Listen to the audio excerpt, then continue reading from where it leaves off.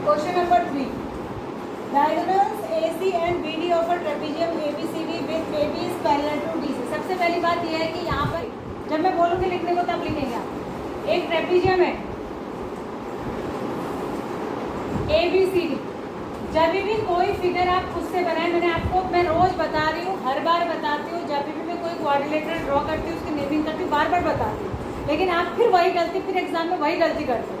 जब भी फिगर बना हुआ नहीं किया है और आपने ड्रॉ करा है कोई क्वाड्रिलेटरल, चाहे वो ट्रेपीजियम हो, स्क्वायर हो, रेक्टेंगल हो, रोम्बस हो, कुछ भी हो, उसकी नेमिंग या तो क्लॉकवाइज होती है या एंटी क्लॉकवाइज होती है। ये याद रखना, या तो हम ऐसे लिखेंगे या ऐसे लिखेंगे। तो अगर हम ऐसे लिख देंगे ना ABCD, तो ये कंसेप्ट ही गलत हो जाएगा। ये कह रहा है कि ABCD एक ट्रेपीजियम है जिसमें AB वाली साइड मेरे सीधे बैठ गाल से हाथ उठा, AB इक्वल्स टू DC है, sorry AB is parallel to DC है। क्या है? AB is parallel to DC है। अब आपको ये सोचना चाहिए कि क्वेश्चन में जो चीज़ दी होती है वो क्वेश्चन से रिलेवेंट होती है, यानी उसका कुछ ना कुछ रिलेवेंस होता है क्वेश्चन से। अगर उसने दिया है कि ये दोनों साइड पैरेलल हैं तो इसका यूज़ होगा क्वेश्चन में, तभी उसने दिया है। ठीक है, आगे वो आपको कहता है कि आप ये प्रूव कर दीजिए, और ये कह रहे हैं कि ये intersect each other at the point हो। कौन कौन सी side? AC and BD, AC and BD। AC को मिला दीजिए, BD को मिला दीजिए, ये दोनों डायगोनल हैं, ये O पर इंटरसेक्ट करते हैं। वर्ड को ध्यान से सुनिए, O पर इंटरसेक्ट करते हैं, बाइसेक्ट नहीं करते। बाइसेक्ट और इंटरसेक्ट में फ़र्क होता है। बाइसेक्ट माने आधा आधा करना है, इंटरसेक्ट माने ओनली कट करना। आधा हो रहा है या नहीं हो रहा है इससे कोई जानकारी नहीं मिलती है। ठीक है, तो आपको कह रहे हैं आपने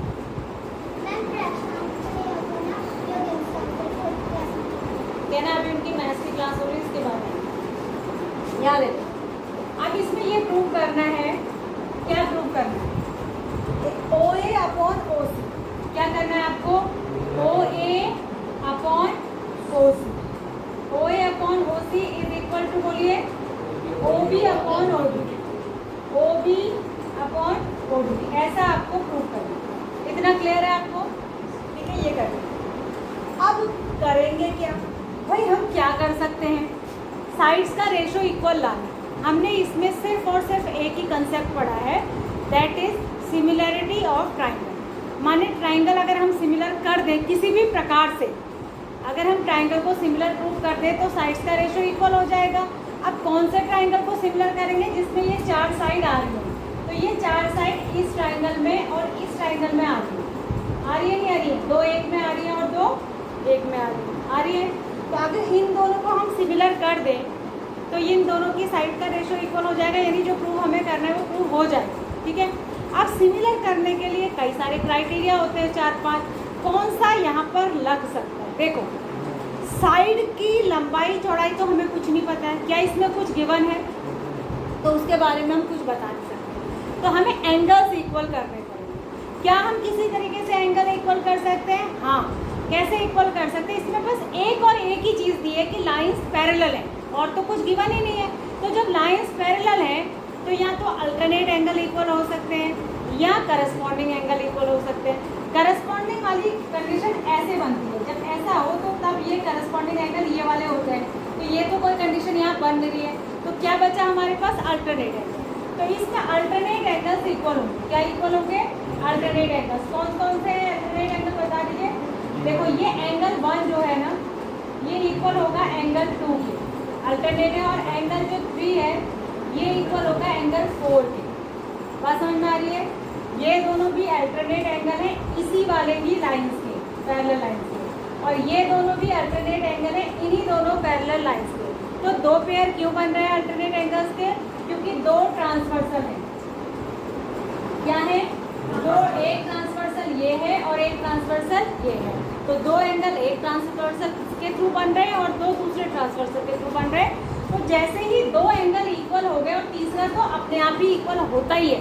मैंने आपको बता दिया था, किसी दो ट्राइंगल में अगर दो एंगल इक्वल हो जाए तो तीसरे को इक्वल होना पड़ेगा, क्योंकि तभी तो सम 180 बनेगा। बात समझ में आ रही है? लेकिन यहाँ पर वैसे भी देखें तो तीसरा वर्टिकली अपोजिट है, इक्वली होता है वर्टिकल अपोजिट एंगल। तो यहाँ पर प्रॉपर्टी लगेगी ए या इसी को ए ए बी कहते हैं। ये दोनों सेम ही प्रॉपर्टी है, ए ए बी वही प्रॉपर्टी होती है और ए बी वही प्रॉपर्टी होती है। समझ में आया ना क्यों होती है? क्योंकि दो इक्वल होने पे तीसरा इक्वल होता ही है, ठीक है। तो ए प्रॉपर्टी लग गई, जैसे ही ए प्रॉपर्टी लगी वैसे ही अपने आप ही हो जाएगा कि नहीं हो जाएगा? अरे हो जाएगा, नहीं हो जाएगा? O A upon O C is equal to O B upon, यही प्रूव करना है आपको। किससे हो जाएगा? C P S T, corresponding part of the similar triangle. क्या मुझे इसको स्टेप बाय स्टेप लिख के बताने की आवश्यकता है? आप इसको लिख लेंगे कि नहीं लिख लेंगे? हो जाएगा। Easiest question of the exercise है, बहुत आसान है, इसमें कुछ नहीं करना, सब कुछ गिवन है। आपने कुछ करा भाई, आपको अपनी तरफ से कोई मेहनत करनी पड़ी इसमें नहीं, बस आपने सिचुएशन को समझा। ये इसके इक्वल, दो एंगल हमें इक्वल चाहिए तो दोनों तो उसने खुद ही दिए हुए हैं, मतलब कंडीशन के अकॉर्डिंग दोनों खुद ही आ रहे हैं, हमें तो ना कोई कंस्ट्रक्शन करना पड़ा, कुछ भी नहीं करना पड़ा। तो जैसे ही हमने किया, बस हमें समझानी है सिचुएशन कि ऐसा है, ठीक है। आगे बढ़ जाए, अरे आगे बढ़ जाए, चलिए आगे बढ़ जाते हैं नेक्स्ट क्वेश्चन। क्वेश्चन नंबर 4, ये इंपॉर्टेंट क्वेश्चन है फॉर एग्जाम, इसको लिख दो most important for PT2, PT2 के लिए मोस्ट इम्पॉर्टेंट लिख दीजिए, ठीक है, और एग्जाम के लिए भी, क्योंकि जो कुछ टेढ़े से फिगर वाले होते हैं ना, जैसे मतलब जिसका फिगर कुछ अजीब तरीके का होता है क्वेश्चन का, तो वो ज़्यादा वो पूछता है, और ये क्वेश्चन बहुत ही बार पूछा गया है एग्जाम में, बहुत बार। क्या कह रहा है? देखो इसमें भी सब कुछ खुद ही दिया है, लेकिन आपको ना ये जो फिगर दिया है ये थोड़ा कंफ्यूज करने वाला है। गर्ल्स कंसंट्रेट हियर, आप घर पे जाके लिखिएगा, क्वेश्चन बुक खोलिएगा, कॉपी खोलिएगा, क्वेश्चन को समझिएगा। जिस चीज़ को मैंने एक बार बता दिया, अगर सेम घर जाके आप करेंगे तो आपको आज की डेट में आज का काम करेंगे तो बिल्कुल याद रहेगा। फिर भी अगर नहीं याद रहा तो आप इस वीडियो को देख लीजिएगा कष्ट करके, और वहाँ पर वीडियो रोक के आपको अगर लगता है कि हमें नोट करना पड़ेगा जो मैम ने बोला है, तो वहाँ पर आप नोट करें। उससे दो फायदे होंगे, एक तो आपका रिवीजन होगा और दूसरा आपका यहाँ का टाइम बचेगा।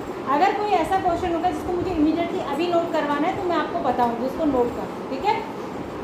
याद है ये क्या, इन फिगर 6.36 QR। अच्छा, इसमें साइड का रेशो इक्वल दिया है, साइड्स का रेशो इक्वल दिया है, QR अपॉन QS। यहाँ देखो QR कहाँ है, ये है Q, यहाँ से यहाँ, और QS ये है यहाँ से, ठीक है। QR upon QS equal to QT upon PR। QT ये है और PR कौन सा है, ये दिख रहा है आपको, ये गिवन है। और आपको ये भी गिवन है कि angle 1 equals to 2, angle 1 equals to 2 भी आपको प्रूव क्या करना है। Angle triangle PQS is similar to PQR। मैंने ये शायद ऑनलाइन क्लास में भी बताया था, जितना मुझे याद आ रहा है। देखो जब भी आपको कोई दो ट्राइंगल ऐसे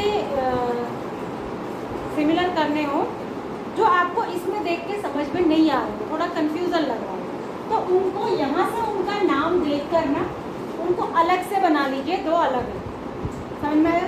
तो एक है PQS, मैं यहाँ बना देती हूँ, इसमें दोनों एक साथ बने हुए तो कंफ्यूजन होगा। तो एक तो हम बना देते हैं PQS, और दूसरा क्या है, दूसरा क्या है बोलिए, PQR। ये इन दोनों को मुझे कॉन्ग्रेट करना है। यहाँ देखो क्या नाम है, इसको इसका नाम बोलिए, क्या नाम है तुम्हारा, समृद्धि। इधर देखो 0 नंबर, कितने नंबर आए तुम्हारे, 1 2 3 4 16 है, तो बहुत ज़्यादा है 16। यहाँ देखो ये करना। अब आप देखिए कि दिया क्या क्या है, एक तो साइड का रेशो इक्वल है और एक एंगल इक्वल है। अब यहाँ देखिए ये जो एंगल इक्वल दिया है ना, इससे एक रिजल्ट निकलेगा, पहले उसी को निकाल लेते हैं फिर आगे बढ़ेंगे। देखो एंगल 1 इक्वल्स टू एंगल 2। अभी आप इस ट्राइंगल को देखिए, ये जो बीच में लाइन है उसको भूल जाइए, आप देखिए PQR को, दिख रहा है आपको, PQR को देखिए, इस लाइन को भूल जाइए, जो PS वाली लाइन है इसको दिमाग में मत रखिए। अगर आप इस ट्राइंगल को देखोगे तो आपको दिखाई देगा कि एंगल 1 इक्वल्स टू 2 दिया है, ये दोनों इसी ट्राइंगल के लाइन से दोनों इसी ट्राइंगल। जब किसी भी ट्राइंगल में बेटा ये एक थ्योरम क्लास में कही थी, जब साइड्स इक्वल होती है तो अपोजिट एंगल इक्वल होते हैं, और जब अपोजिट एंगल इक्वल होते हैं तो साइड्स इक्वल होती है। समझ में आया? तो ऐसे ही ये दोनों साइड इसी ट्राइंगल की है, तो एंगल 2 और 1 इक्वल है, तो पी क्यू और पी आर क्या होंगे? इक्वल होंगे। यहाँ से रिजल्ट क्या निकलेगा? सिंस क्योंकि एंगल 1 इक्वल टू एंगल 2 है, इसलिए side P Q equal to क्या होगी? P R. P Q equal to क्या होगी? P R. यानी जहाँ पर पी क्यू लिखा हुआ है, अगर हमें क्वेश्चन के अकॉर्डिंग ज़रूरत पड़ती है तो वहाँ पर हम पी आर लिख सकते हैं, और जहाँ पर पी आर लिखा हुआ है, अगर हमें क्वेश्चन में कुछ फेरबदल करने की ज़रूरत पड़ सकती है तो वहाँ पर हम पी क्यू लिख सकते हैं। इन दोनों को हम अदल बदल सकते हैं क्योंकि ये दोनों क्या है? इक्वल है। तो यही चीज़ जो है ना, यही चीज़ इस क्वेश्चन का की पॉइंट है। यही की पॉइंट है, यही आपको याद रखना। अगर आप इसको भूल गए कि ऐसा करना है तो ये क्वेश्चन आप नहीं बनेगा। ठीक है, तो अब ये क्या कह रहे हैं, आपको क्या प्रूव करना है कि ट्राइंगल पी क्यू एस जो है वो टी क्यू आर के सिमिलर है। तो क्या होना चाहिए? देखो, अगर हम साइड का रेशो निकालें तो क्यू आर अपॉन होना चाहिए क्यू एस। देखो क्यू आर कहाँ है इसमें? देखो क्यू आर ये अपॉन क्यू एस होना चाहिए, जो है उसने खुद ही दे रखा है, और इक्वल टू होना चाहिए Q T upon Q T के नीचे होना चाहिए था पी क्यू, और इसने दे रखा है पी आर। अब बच्चा जब चेक करेगा क्वेश्चन को तो वो यहीं पे अटक जाएगा, है ना? वो यहीं पर अटक जाएगा। वो क्या सोचेगा कि भाई यहाँ तो दूसरी साइड होनी चाहिए थी, अब यही गड़बड़ हो गया, आप क्या करो? तो वहाँ पर आपको ये याद रखना चाहिए कि आप पी क्यू की जगह पी आर को क्या कर सकते हैं? चेंज कर सकते हैं। क्या कर सकते हैं? ये जो पी आर लिखा हुआ है इसको आप ऐसे लिख सकते हैं कि Q R upon Q S is equal to Q T upon P Q, और यहाँ पे ब्रैकेट में आप लिख देंगे सीन्स क्योंकि पी क्यू जो है वो किसके इक्वल है? पी आर के। बात समझ में आ गई? जैसे ही आपने ये लिख दिया तो दो साइड्स तो इक्वल हो गई दोनों ट्राइंगल में। अब हमें प्रॉपर्टी कौन सी लगानी है? ऐसे एस। कौन सी लगानी है बेटा? ऐसे एस। ऐसे एस के लिए एक एंगल भी चाहिए बीच में, एंगल ये है क्यू, एंगल दोनों में कॉमन। क्यू क्या है? दोनों में कॉमन। तो एक तो आप ये लिखेंगे और साथ में लिखेंगे angle Q equals to angle Q common. फिर आप लिखेंगे बाय कौन सी प्रॉपर्टी से? SAS. By SAS similarity criteria. अगर पूरा लिखना चाहते हैं तो ऐसे एस सिमिलरिटी क्राइटेरिया लिख दीजिए, चाहे ऐसे एस प्रॉपर्टी लिख दीजिए। उसके बाद आप डायरेक्टली इनको लिख देंगे कि this is similar to this. बात समझ में आ गई? देखो दो साइड का रेशो इक्वल चाहिए, इसमें दिया ऐसे एस लगाने के। एक एंगल इक्वल चाहिए, वो भी इसने खुद ही दे रखा है। बस हमें इसी को चेंज करने की जरूरत नहीं, हमें यही दिमाग लगाना था कि पी आर को हटा के पी क्यू क्यू लिखेंगे, कैसे लिखा जाए। तो वो उसका कारण क्या है? ये ठीक है, क्योंकि एंगल 1 इक्वल्स टू एंगल 2 है, यहाँ से ये रिजल्ट आ जाएगा कि P Q equals to P R, और हटा देंगे पी आर को, उसकी जगह क्या रख देंगे? P Q. और एंगल तो इक्वल है, दोनों में कॉमन है वो एंगल। भाई ये वाला जो एंगल है ना क्यू, वो इस ट्रायंगल को बनाने में भी काम आ रहा है, इस ट्रायंगल को बनाने में भी, दोनों में कॉमन ही है। ठीक है, बात समझ में आ गई? सभी को आगे बढ़ जाए। चलिए आगे चलते कर लेंगे इसको। छठा क्वेश्चन देखिए, क्वेश्चन नंबर 6 देखिए। इसका फिगर ये दिया हुआ है, if triangle ABE is congruent. अब यहाँ पे सिमिलरिटी दिया है, कॉन्ग्रुएंट है। अब आप कहेंगे हम तो सिमिलरिटी पढ़ रहे हैं, जो भी कंसेप्ट आप अप टू 9th पढ़ चुके हैं, चाहे 8th में पढ़ा हो, 7th में, 6th में, वो आगे यूज़ हो जाता है।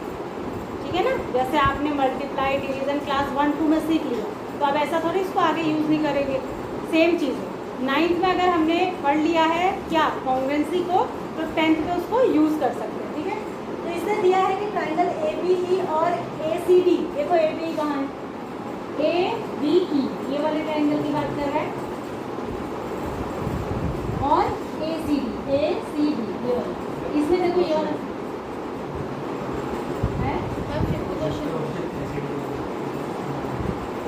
क्या?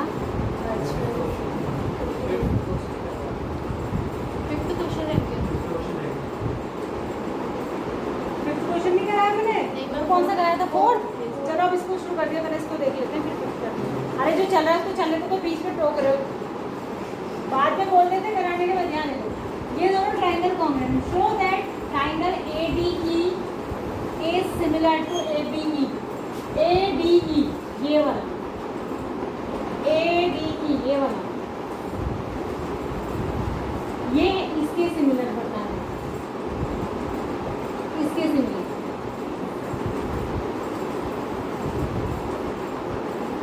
अब दोनों ही ट्राइंगल में अगर हम सिमिलर बताएंगे तो कोई प्रॉपर्टी तो लगाएंगे, फॉर एग्जांपल SAS लगाएंगे, तो SAS के लिए एंगल तो कॉमन ही है दोनों में। अरे ए तो अपने इक्वल है, ये तो दोनों ट्राइंगल में है ना, छोटे में भी बड़े में भी ये कॉमन है। आप साइड का रेशो बराबर चाहिए भाई, साइड का रेशो इक्वल चाहिए कि नहीं चाहिए? साइड का रेशो कैसे इक्वल आएगा? देखो, ये छोटे वाले ट्राइंगल की साइड्स ये दोनों हैं और बड़े वाले ट्राइंगल की साइड ये पूरी है, तो कुल मिला के हमें चाहिए होगा AD upon AB is equal to AE upon AC आना चाहिए। अरे आना चाहिए ना, आना चाहिए। ये वाला देखो ना, यहाँ समझ आ रहा है नहीं आ रहा तुमको? ये वाला ट्राइंगल है ADE और ये वाला ट्राइंगल है ABC, इसको इसके सिमिलर करना है, तो क्या आना चाहिए? AD upon AB is equal to AC upon AE upon AC, और angle A equal to A तो है, तो साइड का रेशो बराबर आना चाहिए। रेशो बराबर आना चाहिए, दोबारा कह रही हूँ, रेशो बराबर आना चाहिए, साइड बराबर नहीं है। एक ट्राइंगल छोटा है एक बड़ा है, कहने का मतलब ये है कि अगर ये 2 होगा और ये 4 होगा और ये 3 हो फॉर एग्जांपल और ये 6 हो, तो रेशो इक्वल आ जाएगा, 2/4 भी हो जाएगा, 3/6 भी। कहने का ये मतलब समझ आ रहा है? अब ये होगा कैसे? इसी को बताने के लिए आपको सिमिलर दिया, सॉरी कॉन्ग्रुएंट दिया। क्या दिया है? कॉन्ग्रुएंट। कौन सा ट्राइंगल किसके कॉन्ग्रुएंट है? ये वाला जो ट्राइंगल है ना, ये इसके कॉन्ग्रुएंट। आपको ये तो पता ही होगा कि कॉन्ग्रुएंट ट्राइंगल का सारे पार्ट्स इक्वल होते हैं, सारे एंगल्स भी दूसरे के इक्वल होते हैं और सारे साइड। कॉन्ग्रुएंसी का मतलब ही शेप और साइज में इक्वल होना है। मेरा ये वाला हाथ और ये वाला हाथ कॉन्ग्रुएंट है, इसका मतलब है इसकी सारी उंगलियां इसकी सारी उंगलियों के बराबर होगी, इसकी हथेली इसकी हथेली के बराबर होगी, तभी तो इक्वल होंगी कॉन्ग्रुएंट। अच्छा, तो जब ये दोनों कॉन्ग्रुएंट है तो देखो ये वाली साइड देखिए, ध्यान दीजिएगा, ये साइड देखो, ये जो मैं ब्लैक करी ये इस ट्राइंगल की साइड है कि नहीं है ना? ये इसी ट्राइंगल की साइड है? अरे हाँ बोलो। और ये वाली देखो, ये इस ट्राइंगल की साइड है ना? यानी ये जो ब्लू वाली है ये इस ट्राइंगल की साइड है और ये जो ब्लैक वाली थी ये इस ट्राइंगल की साइड है, और ये दोनों ट्राइंगल आपस में क्या है? कॉन्ग्रुएंट है। तो इससे रिजल्ट निकल के आया कि AD इक्वल्स टू क्या होगा? A होगा या नहीं होगा? क्यों? कारण क्या लिखेंगे? क्योंकि जो ट्राइंगल AEB है, AEB है वो कॉन्ग्रुएंट है ABC के, ठीक है? बिल्कुल सेम इसी तरीके से ये जो साइड है AC ये इस वाले ट्राइंगल की साइड है और ये जो साइड है AB ये इस वाले ट्राइंगल की साइड है या नहीं है? तो AB इक्वल्स टू क्या हो जाएगा? AC। इसका भी कारण यही है, ठीक है? अब जब ये हिस्सा इसके बराबर है और ये हिस्सा इसके बराबर है तो इन दोनों का रेशो भी तो इन दोनों के रेशो के इक्वल होगा, है ना? समझ में? सॉरी, हाँ, इन दोनों का जो रेशो होगा वो इन दोनों के रेशो पे, अगर इसको नीचे करते हैं AD के नीचे अगर आप किसको करेंगे? AB को, और AE के अपॉन में किसको लाएंगे? AC को, तो भी रेशो इक्वल रहेगा। क्यों? क्योंकि AB और AC भी इक्वल है और AD और AE भी इक्वल है। अगर ये 3 है तो ये भी 3 है, अगर ये 6 है तो ये भी 6 है, तो रेशो भी इक्वल ही हो गया, ठीक है? तो ये चीज़ आपको लिखनी पड़ेगी। कॉन्ग्रुएंट इसीलिए दिया है कि आपको साइड का रेशो इक्वल मिल जाए, साइड का रेशो आप इक्वल बता देंगे, उसके बाद आप ये बताएंगे कि एंगल A दोनों में क्या है? कॉमन है। तो इसलिए क्या हो जाएगा? By SAS। कौन सी कंडीशन लगेगी? SAS। By SAS property this small triangle is similar to this big triangle ABC। Clear है? इसको लिख लेंगे आप स्टेप बाय स्टेप? अरे लिख लेंगे, लिखिए जरा तुरंत, अभी लिखिए, अभी लिखिए। पूरा क्वेश्चन लिख के करिए, मैं अभी चेक करती हूँ। लिखिए जरा, मैं राउंड लेती हूँ।